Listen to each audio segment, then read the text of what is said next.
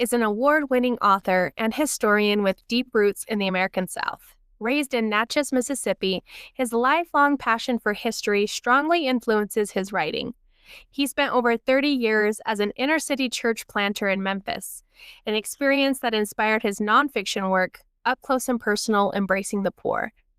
Wood is actively involved in historical and literary communities, including Civil War living history and writing organizations, and serves as a managing editor of Saddleback Dispatch's Western magazine. A prolific writer, he has published multiple short stories, poems, and 9 books since 2019. He lives in Conway, Arkansas with his wife, Lisa. His story, The Last Hanging Tree, is featured in the upcoming anthology Rough Country, edited by Revis Wortham and published by Ronan Weatherford Publishing Associates. Welcome to West of the Page, Anthony. So tell us about your story. I love writing historical fiction. And so anything I write typically is going to have some element of truth, history, and sometimes the obscure. I like that. So I was just kind of thinking about this story when Casey asked me to write one and say, look, you need to write a story for this and see if it gets in. Of course, they were all judged and had to be, picked. But I got to thinking about a modern Western. I've not ever done anything really modern much, but I started thinking about World War II for some reason. And there was a great shortage of meat during that time because they were sending all the beef over to the boys in the battlefields. Well, there got to be just, I guess, a real spike in cattle rustling. And so much so that the government actually stepped up its game and put a $5,000 reward and a 5-year prison sentence towards, these folks being captured. So I got to thinking about that. How could I tie that modern scene in the 1940s, modern as and not in the Old West, with the Old West? So I just kind of picked Round Rock, Texas. I'd gone through there doing some research for one of my historical fiction novels, Red Sky Storm. And I just decided, this has got a story here. So I have a sheriff, a newly elected sheriff. No one can seem to deal with these wrestlers and catch them. And so he wins the election, but come to find out that his brother is one of the rustlers. He kind of knows that, but he kind of drinks a little bit to try not to think about that. And he's got an old partner who teams up with him, who used to, I guess, back in the day, would go after rustlers on horses and with lassos and pistols and rifles, that sort of thing in the Old West. But he can't seem to catch these guys until Carl, the old man, the old veteran, comes to start riding with him. And then they finally catch up with the culprits. And he wants, the sheriff, Gabe Griffin, wants to cut down the tree. But that tree has seen a lot of hangings over through the years, back into the 1800s. And finally, when they do catch up with the gang that's doing a bit of murder and, stealing the cows, they catch them. He finds out, and I don't want to give a spoiler of who the one who is hanging, but at the end, after they solve all that, Gabe wants to cut the tree down, but the old man says that's a sign of the Old West that still lives. And so that's basically the story. And it's based on history. I mentioned the Sam Bass incident in Round Rock, that the outlaw that was taken down there, and that justice has to be served no matter if it's in the 1880s or the 1940s. So I had no idea about that little fact of the cows and the shortage of the meat in general during World War II. So that's a really cool little, fact to put into your short story and incorporate that.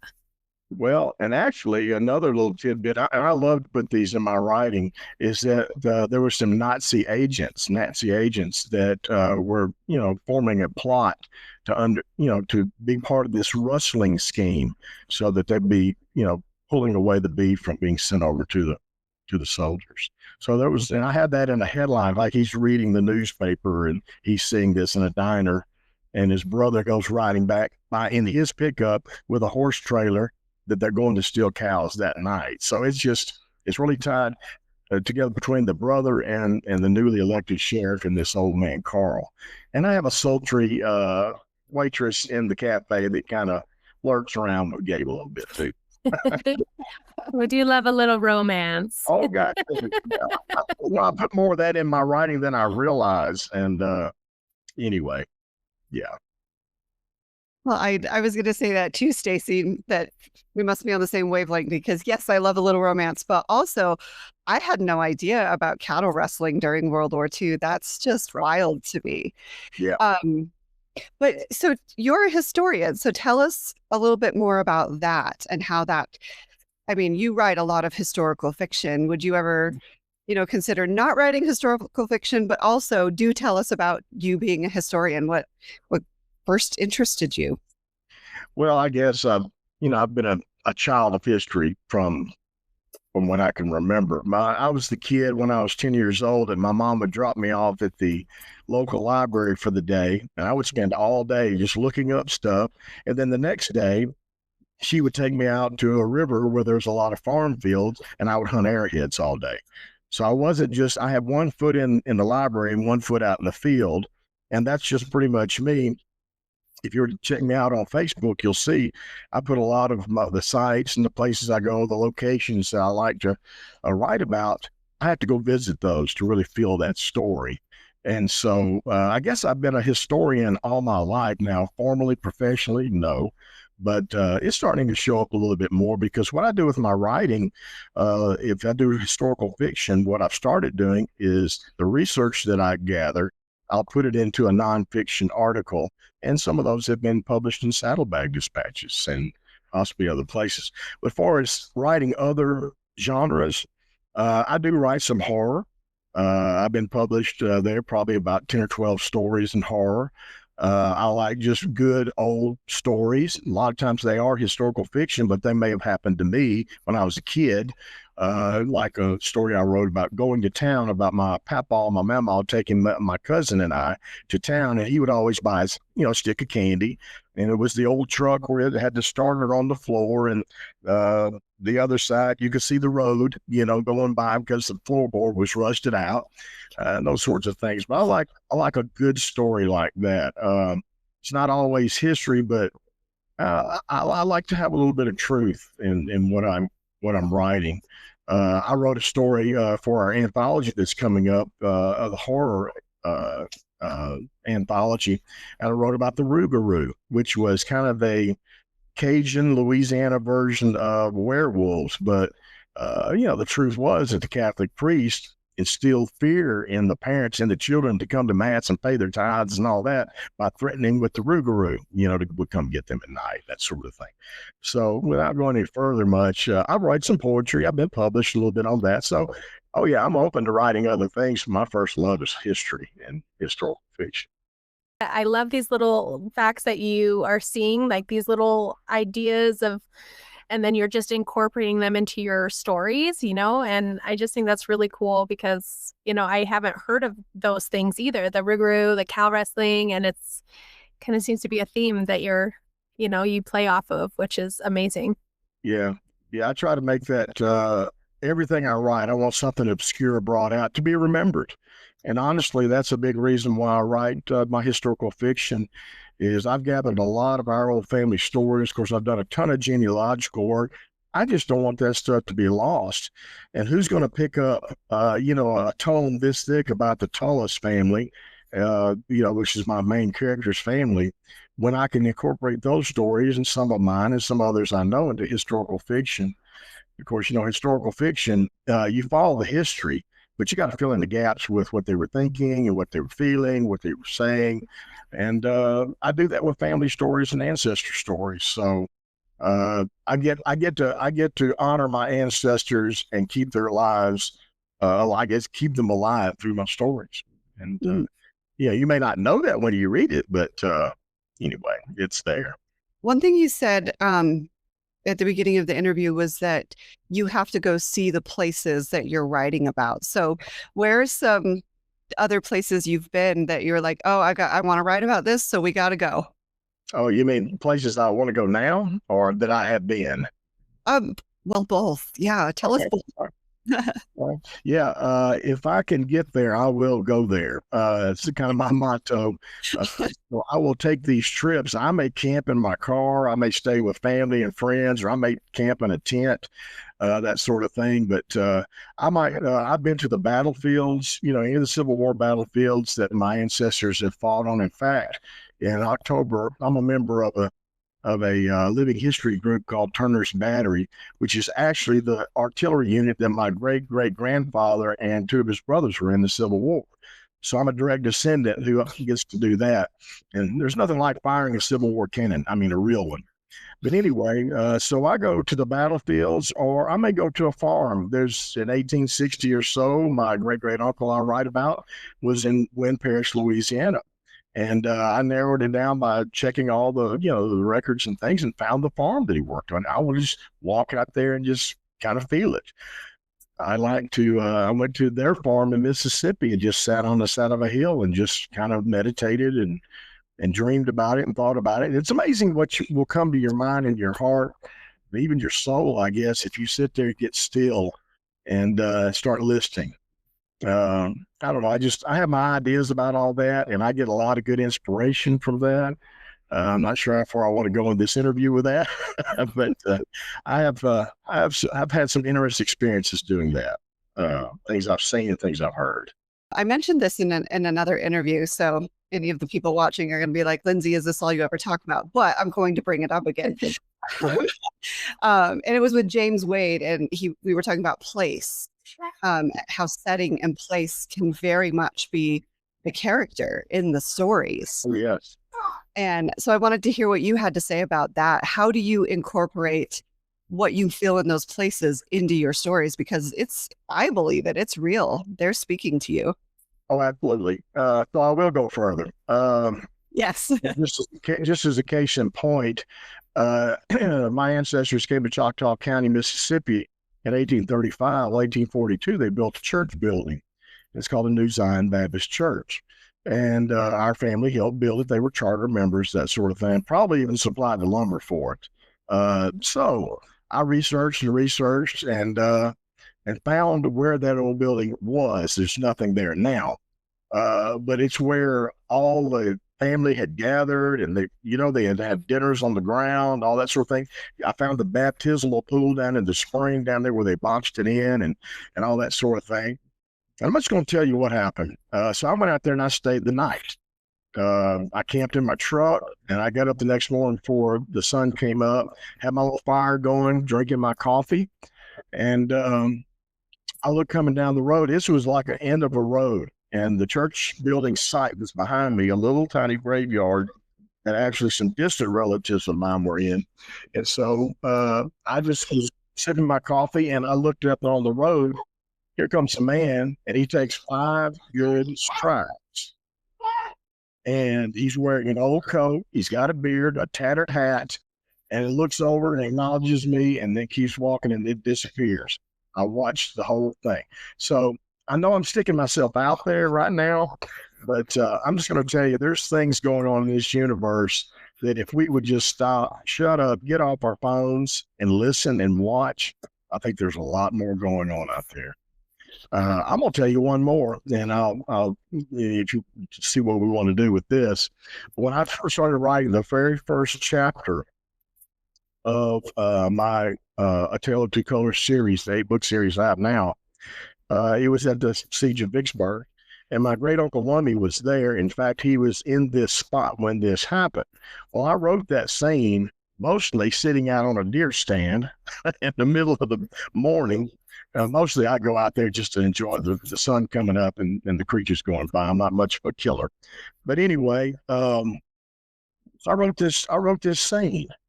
And the scene was that a man came running down the road racing down the road on his horse, screaming, "The Yankees are coming, the Yankees are coming." And then there were skirmishers that showed up. He came in and gave his report.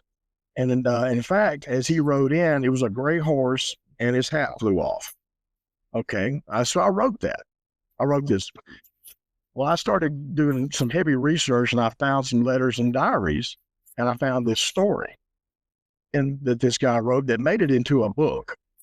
And it was when the Yankees were coming, A man rode in on a gray horse, yelling, "The Yankees are coming! The Yankees are coming!" And his hat flew off. And the report he gave to the general who was standing there, and Lumby was there. My character was there. My great uncle was there. It was the exact same words I had written. So if you want to think about that, I call that, there's a whole study of genetic memories. Mm-hmm. Oh, I'm kind of there too. That, if addiction, if trade, if, all sorts of things are handed down, why not memories? So, I absolutely agree. well, That is good. incredible. Well, That is those people think that you're cuckoo, but I think the world is too big. The world is a big place. oh, look, there's a wave in the universe that if we could just understand it, I think there's a whole lot more. And that's why I put in my books, I have actually, it's my granny who's the character, but it's actually, but I named her Granny Thankful, which is Lummy's, my character's grandmother. And she's with him all the time. In fact, that kind of, have 2 or 3 of those in my writing, that they assist and they help point, they help guide. They don't do anything for them, but I guess you call it paranormal. To me, it's normal, that these things can happen. And my granny was one who taught me a lot about that. I really, really admire her. Granny Pruitt. She taught me that there's a lot going on the other. She called it through the thin veil. That they're just on the other side. My mom used to, they would go in and my granny would be cleaning things out and all in her rural room, because she came and lived with them when she was really old. She died at 94. But my mom used to say it was a joke. They'd say, "Well, Granny, what you doing?" She said, "Well, I'm packing." She said, "Well, Granny, where are you going?" She said, "Well, I'm going on a trip." She said, where to?" She said, "I'm going to a great reunion through the thin veil on the other side, and all my people are waiting for me there." She could see that, and she taught me to see it is what it is. And so I'm very grateful for that. So that shows up a lot in my writing. I didn't realize how much until Casey and Revis, started writing that article, and we were talking about that. I talked with those guys about that and how the Westerns have to change and be a little more maybe, detective or crime or horror or even fantasy or sci-fi. Well, I was already doing it and didn't know that that was the need. I just did it because it's what came to me. But I do, guys, when I sit in a spot and I sit still, I can hear things and I'll see things. But I learned from studying the mystics and spending a lot of time alone out in places like on sandbars in the Mississippi River. I've spent up to 10 days out doing that, fasting, praying, that sort of thing, but mostly just listening. And then, one time I went to where the Tullis land was. It's been, it's been basically destroyed by a coal mine, but they put it back and there's trees and things there. But I sat there in the sun for about an hour and I just started listening. I just tried to quiet my mind. I would, any thought that would come in, I'd try to push it away that didn't have anything to do with what I was doing. I wanted my mind as empty as possible. And then I started hearing things. Now, call me crazy, whatever, but I could smell coffee and bacon. I could hear kids playing in the yard. I heard somebody snap a whip on a mule. They were out breaking ground right there. And I was probably 300 yards from the Tullis farm because it was restricted. You couldn't go in there. I'm just telling you, that's part of a huge part of my writing. And so I saw that cabin in my mind and I saw the people down there. And so that figured in to one of my stories. I think it was the 3rd book that he came up on the hill and he was listening and he could hear the children playing. He could hear them breaking ground, all that sort of thing. So it figures in. I can feel it. I can smell it.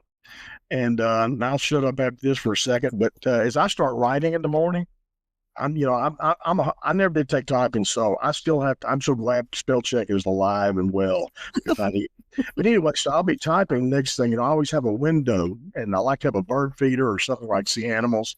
And next thing you know, I'm looking up and I'm typing. Now I have to come back and clean it up, of course, but I start seeing and smelling and hearing what my characters are experiencing.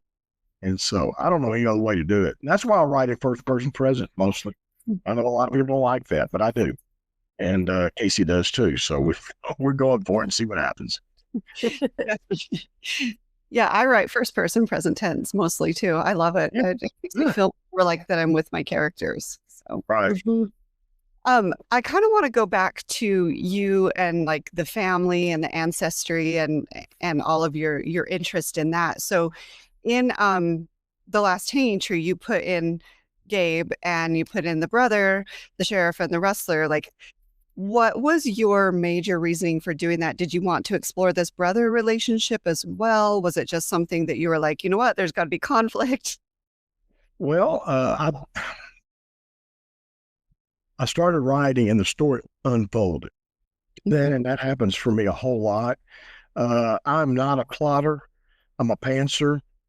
Now, what I will do is as I write along, things will start to, okay, it needs to go here, it needs to go here. So I'll jot that down as reference points as I go. But it didn't really hit me until there's a scene at the beginning where Gabe is sitting at the counter in the cafe. It didn't hit me until I said, well, there's a truck of rustlers going by. At that point, that it would be his brother.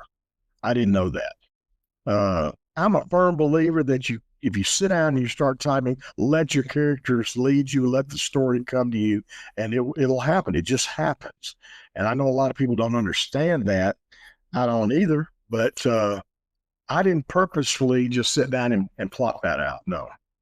He just kind of came and it unfolded. And I said, what better way for him to struggle with his own demons by having to struggle with the demon that is, the demons his brother is struggling with. I kind of think I should probably turn it into a novel because it's got enough there, conflict and background that could be written. So I don't know. Yeah, sounds like it. Sounds like it'd be an amazing novel. And I guess we can say you heard it here first. What drew you to examine the conflict between like the lawful justice and then like the vigilante? How did I deal with that? Yeah, what was your, thought process as you went through those and kind of how did you come up with those? I mean, I know the original came from the Well, again, that kind of unfolded because, the sheriff, he didn't know what to do. I mean, he was kind of stuck. These folks were already having a hard time because of shortages and rationing during World War II. I mean, I remember my folks talking about that and my grandparents talking about, getting, a certain amount of flour or gasoline or whatever, that they were really struggling. And then for someone to come in and take what little they had, like, 50 cows off this ranch a guy may have, that's all he had in the world. And so when Gabe is sitting there 1 month into his job and he's got these two Laurel and Hardy type, deputies, they don't know which way is up. I like to say they didn't, they don't know if they should, how do I say that? Scratch their watches or wind their asses. So, that's one thing I like to say.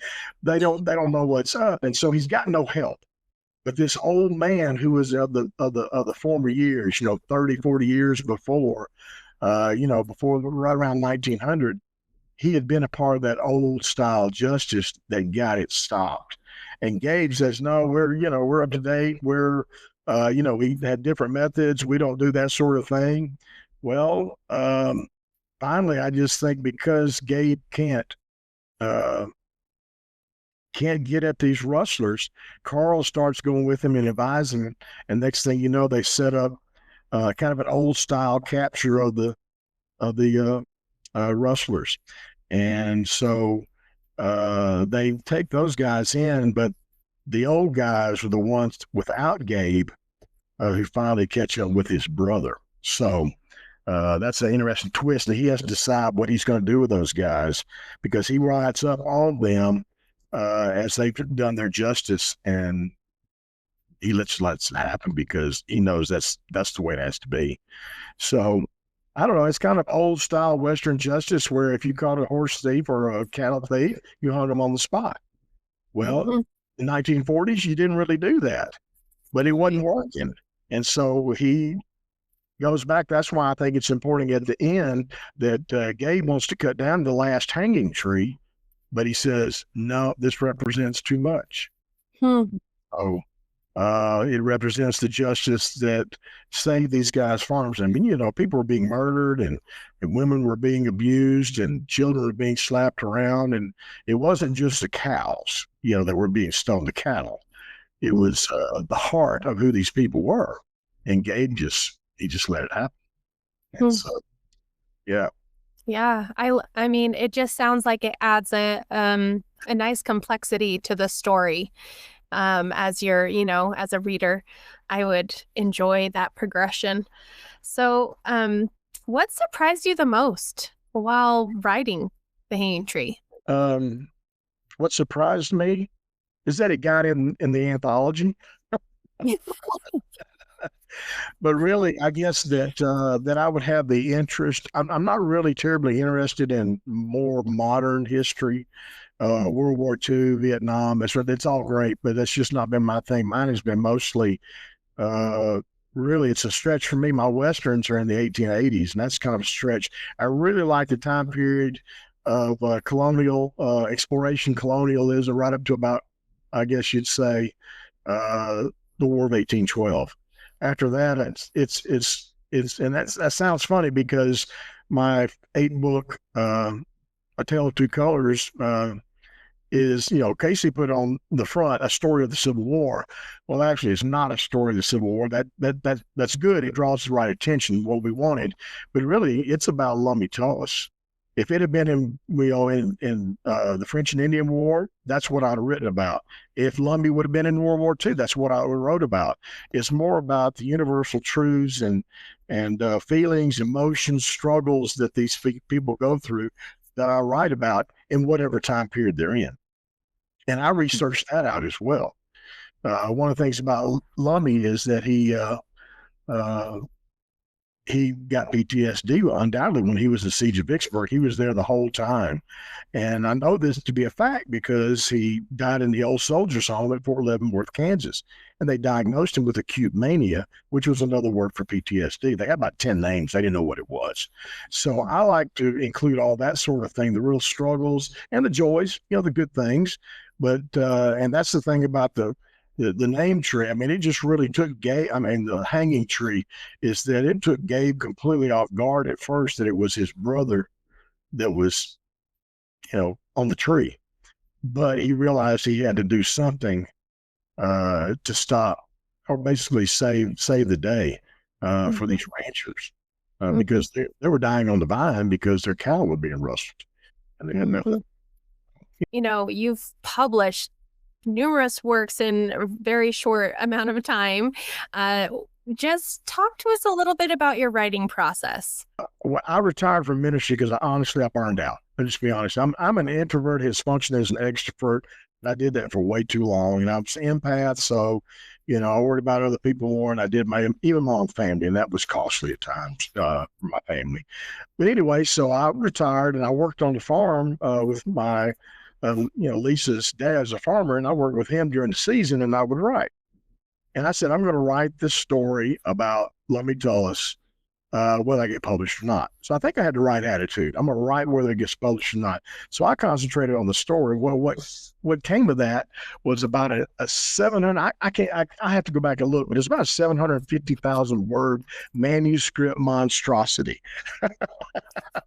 And so about the time I started thinking, well, I probably need to do something with this, I'd had my mother-in-law, my brother, my wife, and my brother-in-law, they all read it, and they said, well, you got all this hillbilly redneck language. I had to change that, and you probably need to split it up. Well, I split that up into 3, thinking I was doing pretty good. I actually said this to my older brother. I said, well, Greg Iles, I don't know if y'all know Greg Iles, but he writes a lot of really thick books about Natchez and the area. He's a great writer. He's gone now. But anyway, I said, well, Greg Iles, we went to school with him. He writes and he has books that have 800 pages in it. He said, but you're not Greg Iles. You're not your bestseller. I said, okay, I get it. Yeah, I get it. So here I am sitting at home with all this material, and I'm still writing, and I'm re-upping for my life insurance. Well, the nurse comes in, comes to the house, takes the blood, asks questions, all that sort of thing. If I'm doing this or smoking or ill reading or whatever, I don't know, I can't remember. But anyway, she said, well, what do you do? I said, well, I'm a writer and I have no idea what I'm doing. I don't have a clue. She said, well, you need to meet my husband. I said, who's that? She said, Dale Garrett. I said, oh man, I don't want to meet anybody. She said, by the way, there's a conference in 2 weeks, White County Creative Writers. You should go there. You can meet him. He'll talk to you. I said, oh man, I don't want to get out, but I've got to get out sometime. So I signed up for that conference, and I went, and I didn't know anybody there, but Casey was the speaker. And so I was glued to him all that morning, taking notes and listening to everything because I was just soaking it in. Well, during lunch, I didn't know anybody, and I was sitting by myself for the most part. I kind of like doing that anyway. But I came back in, and as Casey was starting to walk up, I said, man, I really appreciated your talk. He said, oh, man, thanks. And he was getting up there, shuffling his papers, getting ready to talk. Well, one of the people that worked with Ogma back then came and sat by me. And she said, who are you and what do you write? And I had about 25 words because he was just fixing to start. And so I told her what I did. She said, I want you to meet Casey after. I said, but long story short, he was out in the foyer and I walked out and sat down and he just said, man, I heard you like to write and would just like to talk to you. I said, okay. He said, well, he was just very nonchalant, laid back, made it so easy for me. He said, tell me what you're writing and how much have you got? And so I started making a pitch and I didn't even know what a pitch was. I didn't even know how to make it. I didn't know what a pitch was. Well, afterwards he said, okay, I'd like to talk to you about contracts. And I said, wow, okay. And then we talked about that. And I said, Casey, why would you pick me for a contract? He said 2 things. He said, you got the chops. You've written a ton of stuff. He said, and you're still writing and you're not done. I said, yeah, that's right. I said, what's the other thing? He said, well, this is the big one. He said, I heard the passion for your story in your voice. And I figured that was it right there. So that kind of got me started with all this. But as far as the writing process, if you're talking about the mechanics of it, I just do a lot of research and especially historical fiction. The history just leads me where I'm supposed to go. I don't have to figure that out. But then in writing like these Westerns, that's not historical fiction. Now there's historical people and places in it, but the stories are basically fiction. So sometimes that's what drives it it's very character driven. It just kind of happens. Well, I've been writing since I was a kid. My 4th grade teacher, she said, I want you to write an essay, and the rest of the class too. I want to write an essay for George Washington. Well, I did for 4th grade, okay. And next thing you know, we had an awards assembly, and my folks showed up, and I wondered, what are you doing here? Well, it was the DAR, Daughters of American Revolution essay contest, and I won the citywide contest. And I didn't even know she had submitted it. So, all through the years, I've written like that and done different things. My high school literary magazine, I did some writing there. Got 2nd place in a little junior college for a contest for one of my stories, but I never considered myself a writer. And then when in ministry, I did a lot of writing, whether it was newsletter articles or in grad school, I did a lot of papers and, I taught, I was adjunct in grad school, the seminary, that sort of thing, read a lot, wrote a lot, did a doctorate. So I've done a dissertation, but I never considered myself a writer until that they asked if I'd be interested in receiving the being an inductee in the Arkansas Writers Hall of Fame. And I started writing that down because I figured I wanted to go back and thank the people that got me where I was. And I finally said, well, I guess after all this, at that ceremony, after all this, I'm probably a writer. I'm thinking. So I don't know. I just never, I'm just doing it. I'm not really thinking about, well, I'm a writer and y'all need to take notice and that sort of thing. It's just not me. What does it mean to you personally to have this story included in an anthology? It's helping the U.S. Marshals. And I also know that you were just so excited to get it in. Revis Wortham was editing it. So tell us a little bit about that and how you feel about that. Well, I was just overjoyed. And of course, unexpected. I wanted to submit a story, and I wanted to do it the way that we were asked to do. If if you want to submit, but I guess just to know that this thing is going to help. The families is probably the biggest thing is reason. In my ministry, I work with the poor, and so that's always been